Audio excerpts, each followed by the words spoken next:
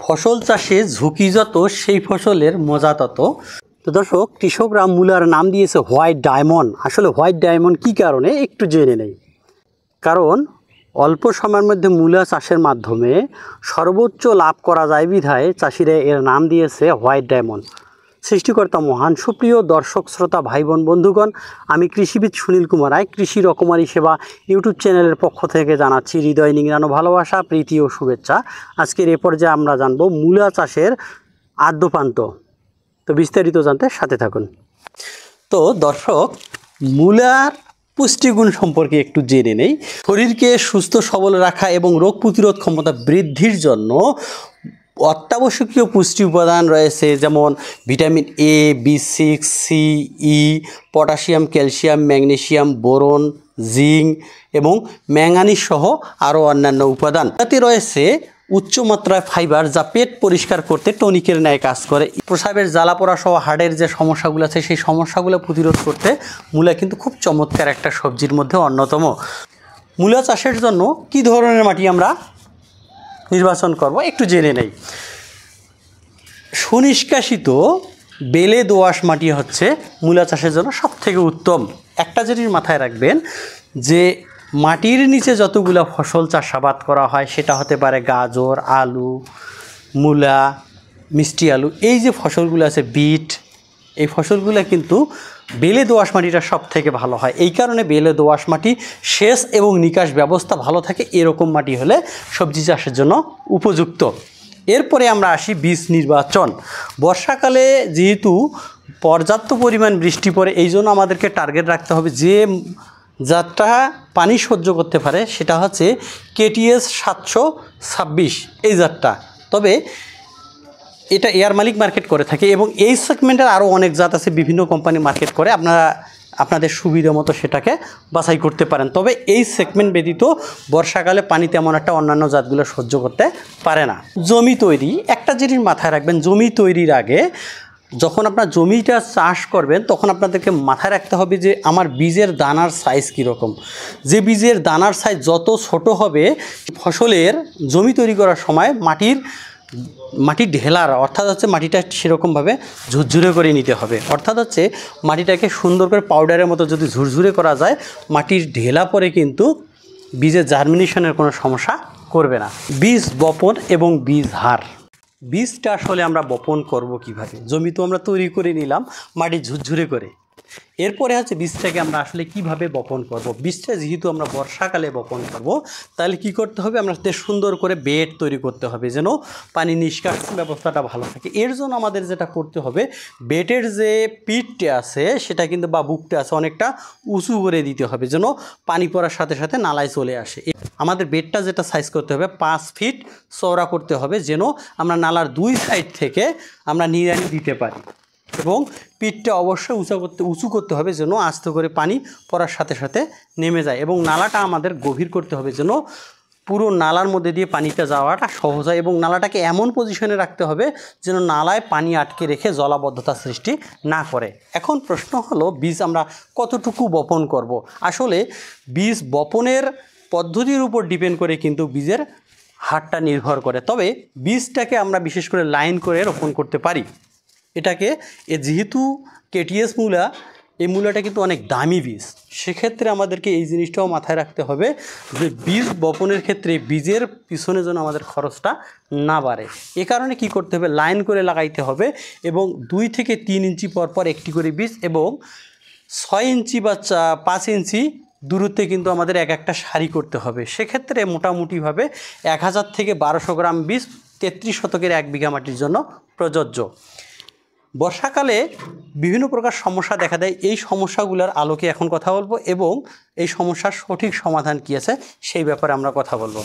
বর্ষাকালে মূলার বীজ গজাতে মোটামুটি 3 দিন সময় লাগে।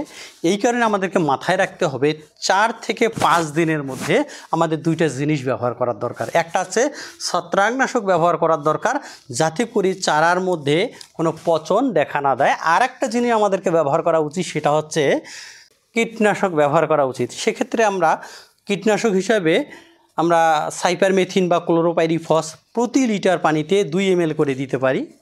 ক্লোরোপাইরিফস আর সাইপারমেথিন দিলে 1 মিলি ভরে দিলেই চলবে। এবং আমাদেরকে এই সময় যেহেতু গাছটা অনেক ছোট, সেক্ষেত্রে কড়া কোনো ঔষধ ব্যবহার করা যাবে না। সেক্ষেত্রে আমরা একটা কাজ করতে পারি, প্রতি লিটার পানিতে কার্বেন্ডাইজিম 1 গ্রাম করে অথবা ম্যানকোজেব 2 গ্রাম করে আমরা সুন্দর করে স্প্রে করে দিতে পারি। তবে একটা জিনিস মাথায় রাখবেন, স্প্রে করার সময় অবশ্যই ওয়েদার দেখে আমাদেরকে অবশ্যই স্প্রে করতে হবে। এছাড়াও আপনারা সুমিথিয়ন যে ফেনেট্রিথিয়ন বীজটা আছে, সেই বীজটা আপনারা পোকার জন্য ব্যবহার করতে পারেন। এটা খুব ঠান্ডা একটা বীজ, প্রতি লিটার পানিতে 2 মিলি হারে করে। মাটি শোধন আসলে আমরা কিভাবে করব একটু এই ব্যাপারে জেনে নেই। যেহেতু কম সময়ের মধ্যে অধিক টাকা দেয়, অতএব এখানে ধরে নেবেন শত্রুর কিন্তু অভাব নাই। এই কারণে আমাদেরকে কি করতে হবে, মাটিটাকে শোধন করতে হবে দুইটা জিনিস দিয়ে। একটা হচ্ছে পোকা মুক্ত করতে হবে, আর একটা হচ্ছে ছত্রাক মুক্ত করতে হবে। এই কারণে আমাদেরকে কি করতে হবে, আপনার পোকা মুক্ত করার জন্য অর্থাৎ মাটির সমূলে যদি পোকাকে বিনাশ করতে চান, সেক্ষেত্রে রাগবি 10G প্রতি বিঘার জন্য 2 কেজি ব্যবহার করতে পারেন। অথবা আর্গন নামে একটা বীজ আছে সুইডাগ্রোর, সেটা হচ্ছে একর প্রতি 1 কেজি।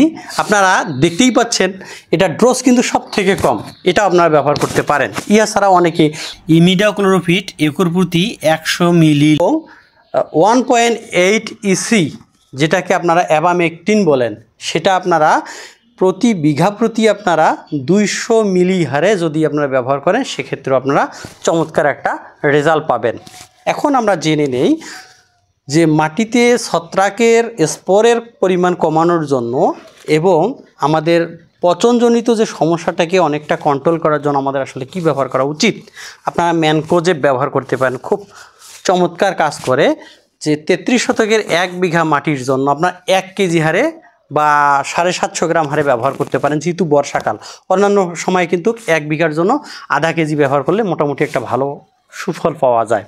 এরপরে আমরা আসি সার প্রয়োগ। যেহেতু এটা কম মেয়াদি একটা ফসল, এই কারণে এর সারটাকে ঠিক সেই সিস্টেমে দিতে হবে। সিস্টেমটা হচ্ছে আপনার টিএসপি দেবেন প্রতি বিঘায় 20 থেকে 22 কেজি টিএসপি, এমওপি আছে 18 থেকে 20 কেজি, জিঙ্ক সালফেট আপনারা দেবেন 1 কেজি, বোরন দেবেন 1 কেজি এবং ম্যাগনেসিয়াম দেবেন 3 কেজি। তবে এখানে একটা কথা বলি, অবশ্যই ভালো মানের বোরন দেবেন কালারটাকে চকচকে করার জন্য এবং মূলাটা যেন ফেটে না যায় এবং দ্রুত বৃদ্ধির জন্য অবশ্যই ভালো কোয়ালিটির আপনারা বোরন দিতে পারেন।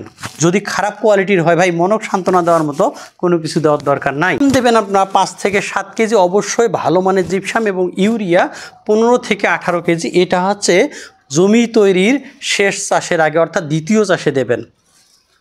এছাড়াও আপনারা রিজেন্ট দানাদারও ব্যবহার করতে পারেন। এর পরবর্তীতে আপনাদেরকে দেখতে হবে মূলার জমিতে যেহেতু অল্প মেয়াদি একটা ফসল এবং বর্ষাকালে ঘন ঘন বৃষ্টি হয়, সেক্ষেত্রে বারবার আপনারা দেখবেন যে আসলে কোনো পচনজনিত সমস্যা আসছে কি পচনজনিত কোনো সমস্যা আসতেছে কিনা। যদি সেক্ষেত্রে আসে তাহলে ম্যানকোজেব প্লাস কার্বেন্ডাইজিম যোগ করে আপনারা দিতে পারেন, সেটা ওয়াটার কম্পেনিয়ন দিতে পারেন বা আপনার কাছে হাতের কাছে যেটা পাইলেন সেটা দিতে পারেন। আর একটা কাজ করবেন, পোকার যদি উপদ্রব হয়, ক্লোরোপাইরিফাস প্লাস সাইপারমেথিন গ্রুপের যে ওষুধটা আছে, এই ওষুধটা আপনারা যদি ব্যবহার করেন, পোকা কিন্তু মোটামুটিভাবে চলে যাবে। এছাড়াও আর একটা কাজ করতে হবে, যখন নিড়ানি দেবেন অবশ্যই কিন্তু পচনের ওষুধ দিতে হবে। এরপরে 15 থেকে 18 দিন বয়সে গাছ যখন মোটামুটি একটুখানি বড় হয়েছে, সে সময় আপনারা বিঘা প্রতি 15 থেকে 20 কেজি করে ইউরিয়া ছিটাই দেবেন। এবং 35 থেকে 40 দিন বয়সে যখন আপনারা মূলার কাঠটা বেশ সুন্দর হয়ে যাবে এবং বিক্রি করার সাইজ চলে আসবে, যেটা যেটা বড় হয়েছে এবং বিক্রি করার উপযোগী, সেই মূলগুলো আপনারা তুলে ফেলবেন। তবে একটা জিনিস মাথায় রাখবেন, দাম বেশি পাওয়ার জন্য খুব বেশি বড় করার দরকার নাই। কারণ বেশি বড় করে গেলে বা অতিরিক্ত যখন বয়স হয়ে যাবে, তখন কিন্তু মূলার যে ভিতরের কাঠটা আছে সেটা কিন্তু ফাঁপা হয়ে যাবে এবং মূলার মান খারাপ হয়ে যাবে, ওজনটা কমে যাবে। সর্বোপরি বলা যায় আপনাদের কাঙ্ক্ষিত একটা সুফল পাওয়া যাবে না।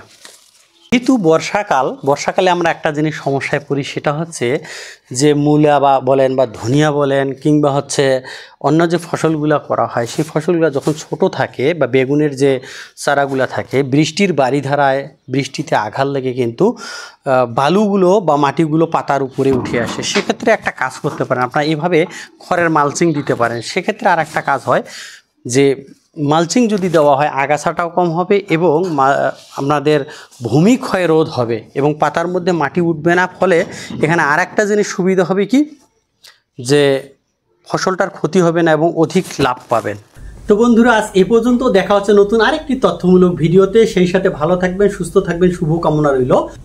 যারা কৃষি পরিবারের উন্নয়নের জন্য অক্লান্ত পরিশ্রম করে যাচ্ছেন এবং সকল কৃষক ভাই যারা সারা পৃথিবীর মানুষের খাদ্যের যোগান দেয়, সবার প্রতি রইল আমার হাম্বেল স্যালুট।